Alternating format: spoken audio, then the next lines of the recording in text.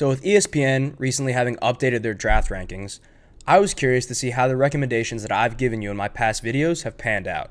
So we're going to see how the overall draft position of each of those players, every single one of them that I've recommended, has changed. We start off with Cooper Kupp.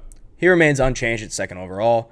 Then next we have Chris Godwin, who went down a couple spots from 56 to 54.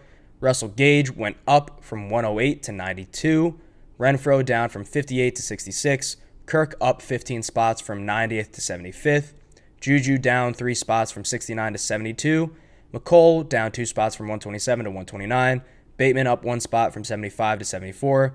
Duvernay down from 233 to 234. Then we have Aaron Jones, unchanged at 21st overall. ETN up 8 spots from 59 to 51. Chase Edmonds unchanged at 98.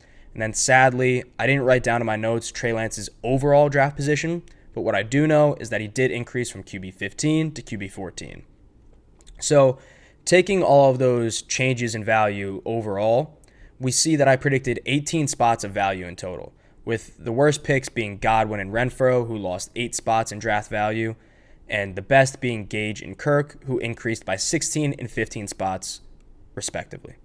Now, with Godwin and Renfrow, Godwin is pretty easy to understand, right? He has the injury. The entire reason, though, that I was recommending him is because I don't really care that much about the injury, right?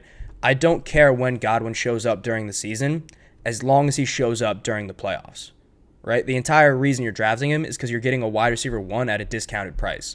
So as long as you believe in your ability to essentially survive, as long as you believe in your ability to make the playoffs, Godwin is a great pick because you'll get him at the start of the playoffs and have a wide receiver 1 you can just plug into your team and instantly you're a contender, right? It doesn't matter what spot you finish when the regular season of your fantasy season ends. As long as you make the playoffs and you have Godwin, you should be in an amazing spot. And then with Renfrow, we talked about it in the wide receiver video. His ceiling is not very high, but he has a very solid floor. The only aspect is that you're kind of drafting him at that floor. So while I wasn't in love with him, I did realize that he was a safe asset to hold, right? And depending on your league format, that could be very valuable. So him dropping in 8 spots, really all that does, it just gives us a little bit more breathing room to decide if we want to draft that safe asset or not that has some capped upside. And then with Russell Gage, we have the inverse of Godwin, right? He's going to have the peak value while Godwin's out. So during the early part of your season, which makes sense why he's getting moved up. But reality is, come playoff time, he's not going to be an amazing asset. He'll still have some standalone value just because he's in a Tom Brady offense, but it remains to be seen the target share he's going to be getting. And then obviously with Christian Kirk, we knew it was volume, right?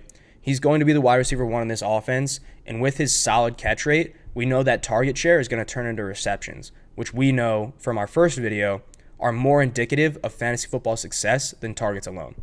So there you go. I just want to put out a very quick video detailing how my recommendations have panned out in the short term, and I hope this inspires a little more confidence in what I'm telling you in these videos. So thank you so much for watching. I really appreciate it, and have a good one.